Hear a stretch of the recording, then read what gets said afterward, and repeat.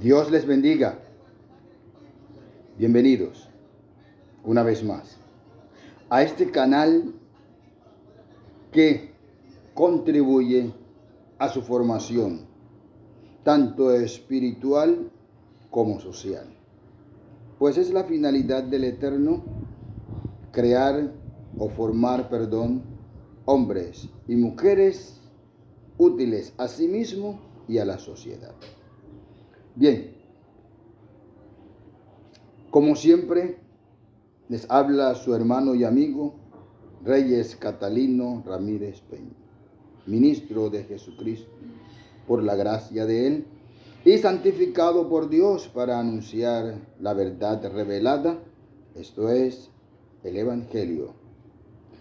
Bienvenidos, deseando que el Eterno los bendiga abundantemente a usted y a su familia, y que cada día le revele la verdad, esta verdad que planteamos aquí y que usted diligentemente puede comprobar escudriñando la Escritura. Por ello, mire, la Biblia, tenga la Biblia a la mano, por favor, libreta de apuntes y lapicero, porque la memoria es traicionera. Si tenemos los apuntes, podemos repasar posteriormente. Hoy vamos a tratar un tema que tiende la mayoría de las personas a confundir o están confundidas en esto que vamos a tratar hoy. Y quiero, con la ayuda del Eterno, de ese Eterno que mora en mí, que es el mismo Espíritu Santo, poder contribuir a esclarecer este tema. El tema es: ¿qué eres? ¿Criatura o hijo de Dios? ¿Qué eres? ¿Criatura o hijo de Dios? Aquí tengo mi libreta de apuntes, aquí lo estoy leyendo, porque así como usted me toca repasar, porque usted y yo somos humanos y la memoria es traicionera. ¿Qué eres? ¿Criatura o hijo de Dios? Para ello, por favor, la Biblia, yo aquí el versículo lo coloco directamente, lo anoto. Por eso ahorita voy a colocar la Biblia a un lado, porque el versículo lo anoto directamente en la libreta con el fin de tener todo el material allí. Bien, veamos por favor en Génesis capítulo 2, versículos 7 y 8. Génesis capítulo 2, versículos 7 y 8. Leamos. Entonces Jehová Dios formó al hombre del polvo de la tierra y sopló en su nariz aliento de vida, y fue el hombre un ser viviente.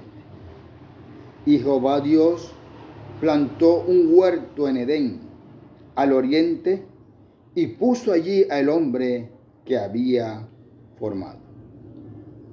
Y Jehová Dios plantó un huerto en Edén, al oriente, y puso allí al hombre que había formado.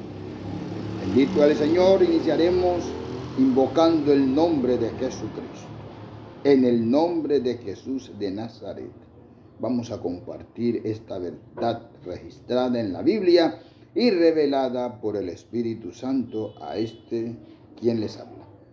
Dios les bendiga. Entremos en materia.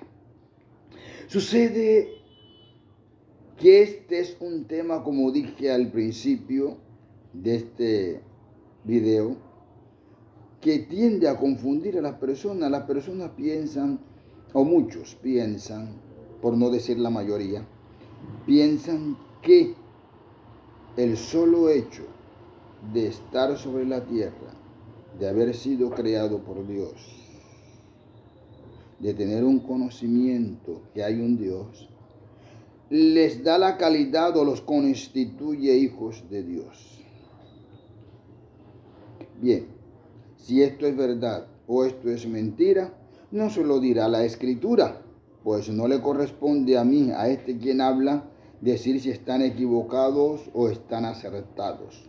La Escritura esclarecerá este tema y conforme a su decisión de querer obedecer o no la Escritura, usted decidirá. Bien, vamos a leer, como leímos, en el libro de Génesis 2, capítulo 2, versículos 7 y 8. Nos habla de que Dios formó al hombre del polvo de la tierra. Mire que la creación misma testifica, o la escritura, el libro de Génesis testifica que para crear las plantas y los animales y los peces o seres marinos, animales terrestres, animales marinos y la vegetación misma, el Eterno dijo: produzca la tierra, produzcan las aguas. Es decir, la tierra en sí misma tiene una vida, las aguas en sí mismas tienen una vida. Esa vida que el Eterno les dio y la capacidad de reproducirse. Y nótese cómo Dios hace uso del poder creador de la palabra para crear todas las cosas, tanto vegetales como animales, o como llaman fitosanitarias, y también los minerales, porque no se nos olvide que Dios creó también los minerales. Así, minerales, árboles, animales, integran lo que se conoce como la naturaleza. Esta naturaleza, formando un todo, es lo que se conoce como la tierra.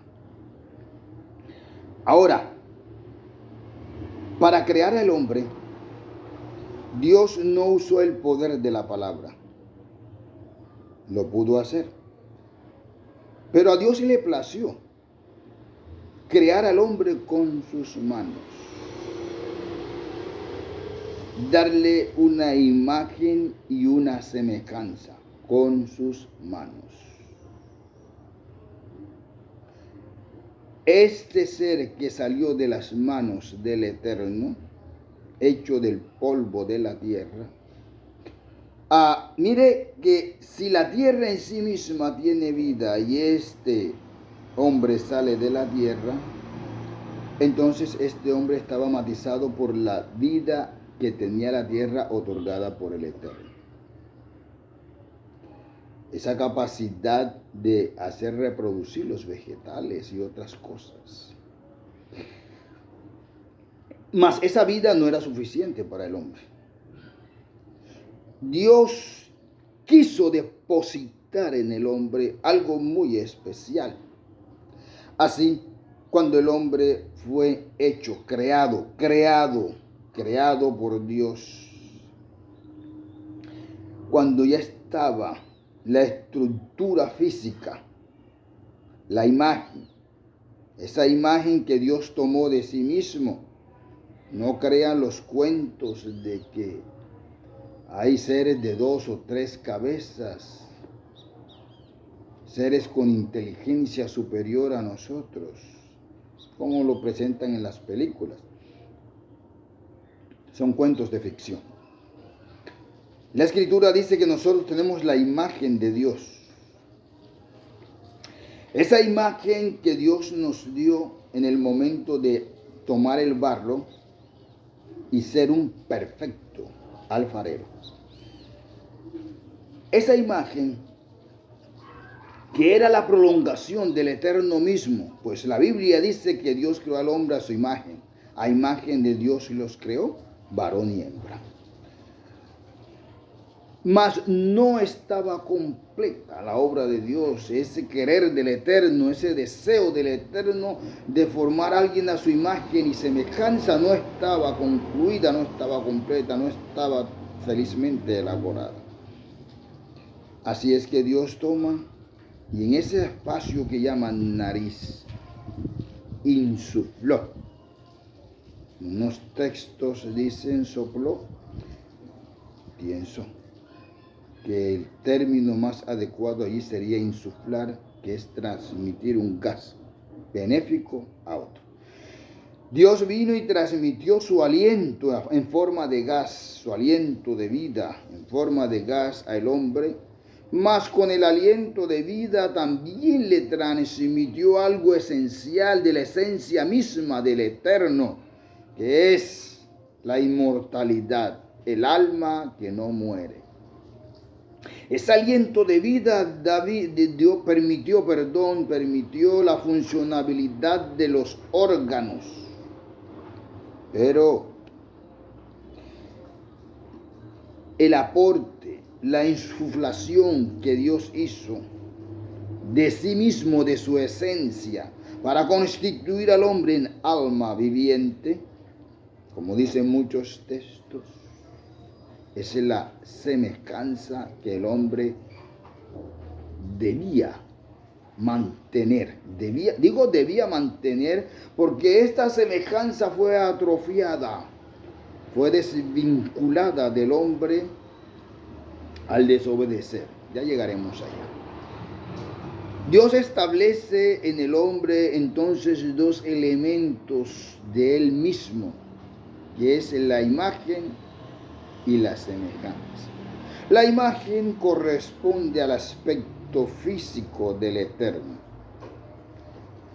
La semejanza hace alusión a su esencia, es decir, aquello que no se puede palpar ni ver, y lo llamaremos subjetivo o lo llamaremos invisible. Bien, tenemos la imagen y tenemos la semejanza. Esta imagen y semejanza que le fue otorgada a una criatura, esa criatura creada por el Eterno. Esa criatura, en ese momento en que Dios le transmite la imagen y su semejanza, al tener las características esenciales del Eterno, ¿cuáles son esas características esenciales? La inmortalidad, el señorío, la capacidad de administrar eficiente y eficazmente, sin deterioro de aquello que le ha sido conferido para que lo administre, sino que procura más bien maximizar esa creación gracias a la capacidad que el Eterno mismo depositó en Adán. Esto es inteligencia, sabiduría, discernimiento, capacidad creativa, etc. Ese Adán, en ese estado, es hijo del Eterno. Se constituyó Dios mismo, lo constituyó hijo de él. Por eso Dios no solo se quedó en el aspecto físico, sino que trascendió su actuar, transmitiéndole al hombre su semejanza. Es importante que tenga usted, anótelo en la libreta, el término clave, semejanza. Mire, esta semejanza es tan importantísima en el hombre que fue la que perdió Adán y todos nosotros en Adán cuando Adán desobedeció. Vamos a introducirnos cuando el hombre pierde su semejanza. El hombre pierde la semejanza cuando desobedece el mandato que el Eterno le dio. Aquí no hablamos de manzana. Aquí no hablamos de ningún fruto. Cuando la Escritura dice comió del fruto prohibido, hace alusión a una metáfora.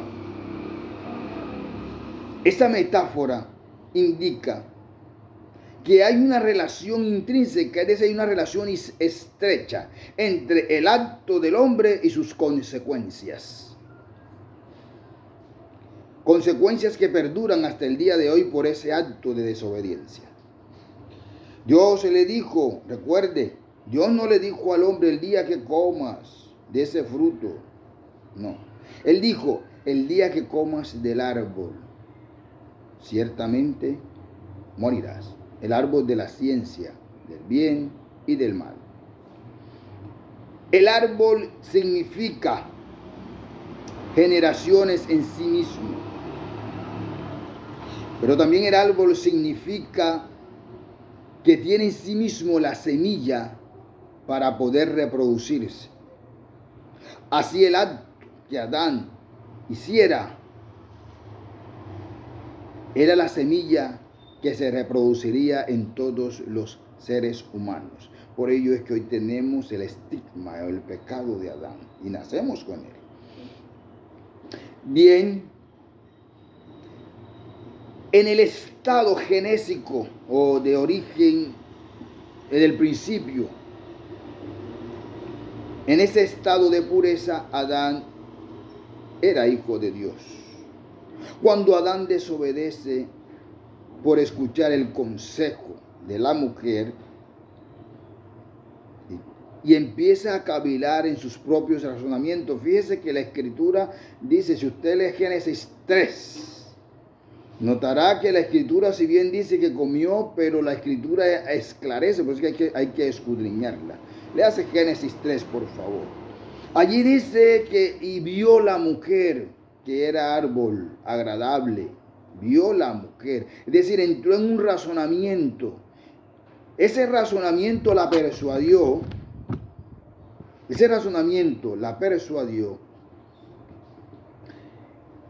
y decidió en ese libre razonar actuar. Y en ese actuar arrastró también al hombre, el cual le obedeció. Obedeció el razonamiento de la mujer, no escuchó el razonamiento del Eterno que le dijo, el día que comas de ese árbol, morirás.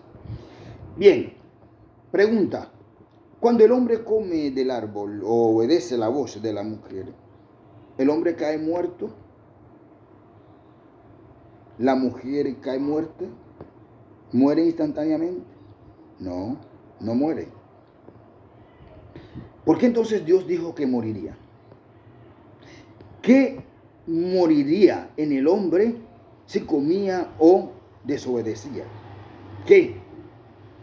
Bien, la Escritura misma nos dice que el hombre siguió viviendo, pero que se desvinculó, perdió la estrecha relación entre él y Dios. Ese desvincular es lo que ocasionó la muerte espiritual del hombre, es decir, se desconectó del Eterno, de la fuente de la vida, y siguió viviendo sin estar conectado a esa fuente de vida. Al estar desconectado de la fuente de vida pasa algo así como hoy en medicina, cuando usted le colocan un suero y ese suero es vital para que usted siga viviendo. Y si usted se desconecta de ese suero, pues usted va a morir. De pronto vivirá cierto tiempo porque tiene los nutrientes que el suero anterior le había prodigado, otorgado, dado. Pero morirá cuando ya esto, es decir, los nutrientes sean absorbidos por el organismo y el ciclo vital exija nuevos nutrientes. Usted va a morir porque no tiene la fuente. Eso es lo que pasa con el hombre separado del Eterno. Al no estar unido a la fuente de vida, va a consumir los días que el Eterno le otorgó. El Eterno dijo, serán 80 años, dice el salmista. El Eterno dejó seguir viviendo al hombre a su libre albedrío, pero desvinculado de la fuente de vida. Así, al estar desvinculado de la fuente de vida, el hombre se constituye en solo criatura del Eterno, porque le queda la parte física, la funcionalidad de los órganos, el aliento. esto que respiramos es lo que le queda al hombre nada más. Es decir, todo lo que es el aspecto físico y lo que sustenta el aspecto físico, el oxígeno vital para el buen funcionamiento de los órganos, la irrigación de la sangre vital para el buen funcionamiento de los órganos, para que no se petrifiquen. Esa funcionalidad que el mismo Eterno otorgó al organismo, eso es lo que le quedó al hombre.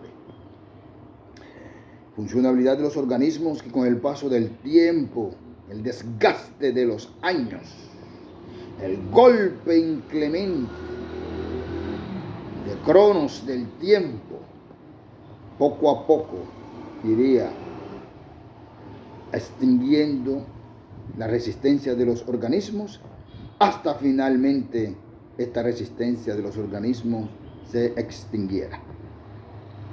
Y allí viene la muerte física del hombre, que es la cesación de las funciones de los órganos vitales.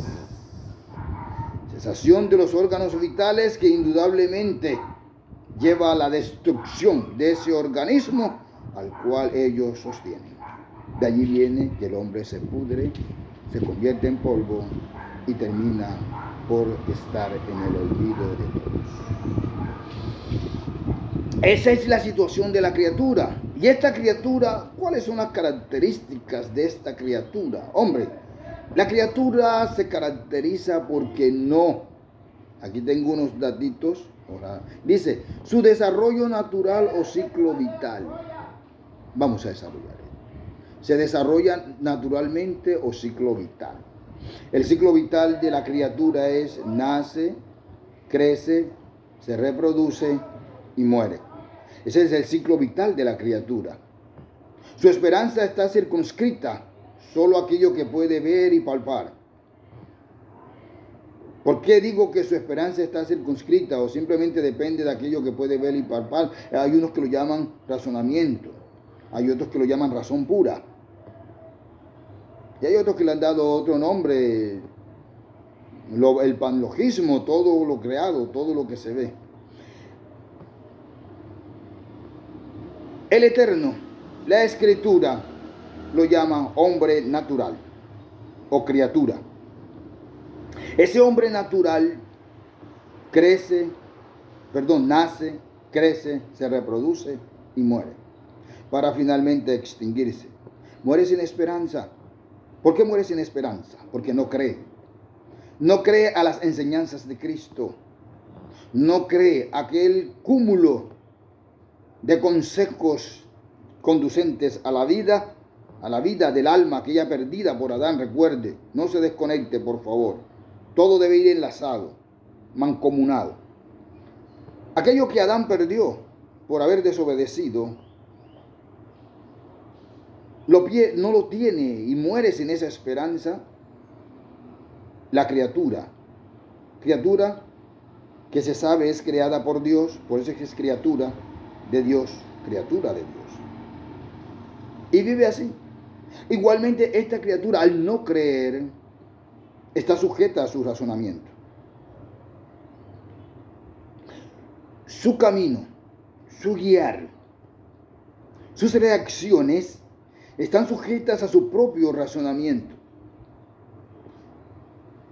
Y se fundamenta muchas veces en la mal llamada ciencia, como dice la Escritura. Para él, la ciencia es tan veraz que no admite discusión, pues está afectada directamente por la razón. Este hombre no cree. Y al no creer, su corazón está despoblado de esperanza. Y al estar su corazón despoblado de esperanza,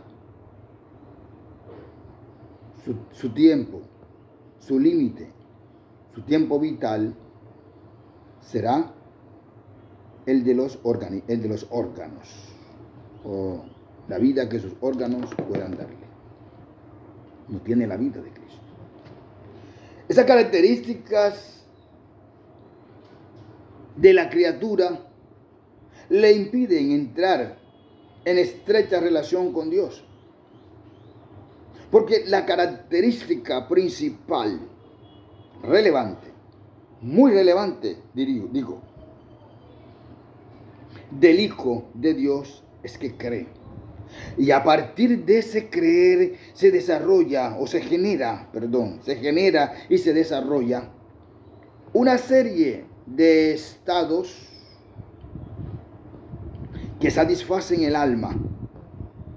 Estados de bienestar, estados de paz, estados de sosiego, que satisfacen el alma, que le dan fuerza al alma, que le dan la fuerza interior al ser. La criatura cree las enseñanzas de Cristo. Las enseñanzas de Cristo. Eso, anote por favor, Biblia, libreta y lapicero. Las enseñanzas de Cristo, Juan 1:12. Cristo enseñó, y soy muy reiterativo en este versículo, porque es el Génesis. Todo lo que pueda hacer el Hijo de Dios sobre la tierra y más allá de la muerte, parte de este versículo, que es el principio rector, llamémoslo principio rector. Este principio rector, Juan 1:12, dice: porque a todos los que le recibieron y a los que creen en su nombre, les dio potestad de ser hechos hijos de Dios. Mire entonces que parte del verbo creer, a los que creen en su nombre, porque el nombre de Cristo es la base, es el fundamento para poder obtener la vida, la semejanza que que Adán perdió en el Edén. Cuando el hombre cree a Cristo y lo recibe en su corazón, no solo está aceptando la palabra de Dios. Mire que le estoy diciendo la palabra de Dios. No le estoy diciendo que se vuelve religioso. No le estoy diciendo que adopta una religión. No le estoy afirmando eso. Le estoy afirmando que cuando acepta la enseñanza de Cristo, acepta la palabra de Cristo, y al aceptar la palabra de Cristo, Cristo viene y mora en su corazón, quitando la culpa que Adán insertó en nosotros, el estigma adánico, quitando el estigma adánico e incorporando en nosotros el estigma de Cristo, que es la vida, que no es ningún estigma, sino que es el don de vida de Cristo Jesús para nosotros. A partir de haber creído a Cristo. Porque creer a Cristo es aceptar la enseñanza y conducirse en la vida conforme a estas enseñanzas. Bien, vamos a leer otro versículo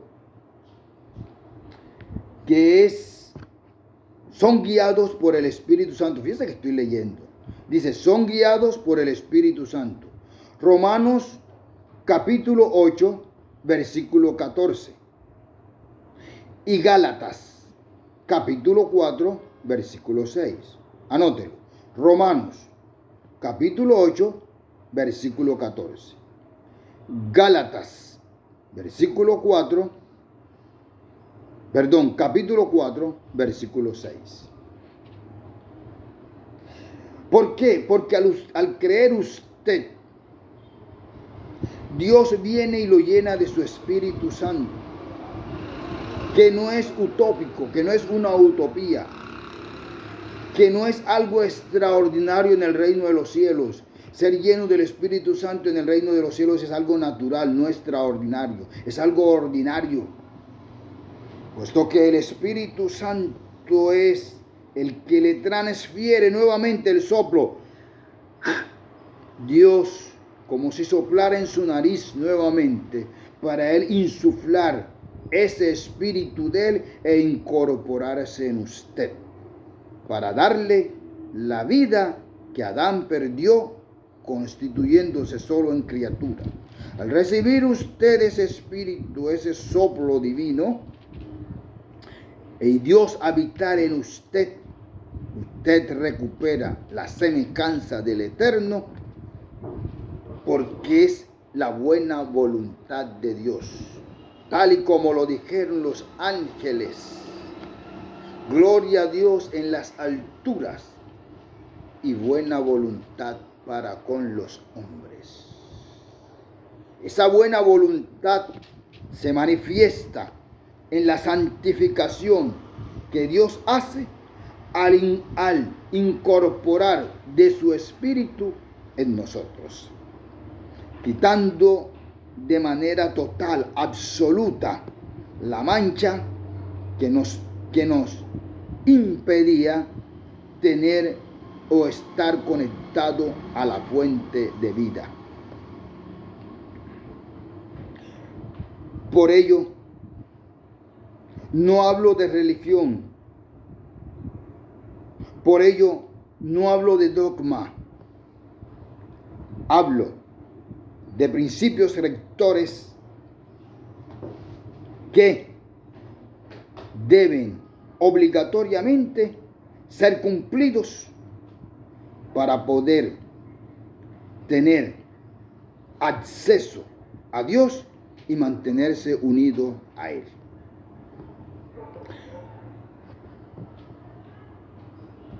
Aquí dice que al tener, aquí lo tengo anotado, dice, tienen la revelación. Al usted creer, al ser lleno del Espíritu Santo, su visión se amplía. Y no le estoy hablando de la visión física. Recuerde que ya no estamos hablando del hombre físico, no estamos hablando de la criatura. Estamos hablando de aquella criatura que al creer se constituye en hijo de Dios, y que este hijo de Dios, su caracterización principal es que es lleno del Espíritu Santo. Y a partir de ser lleno del Espíritu Santo, se amplía su campo visual, esto es, la Escritura en su totalidad le empieza a ser revelada. Revelación que debe ser mayor cada día, porque Dios nos llama para ser lumbreras permanentes y progresivas.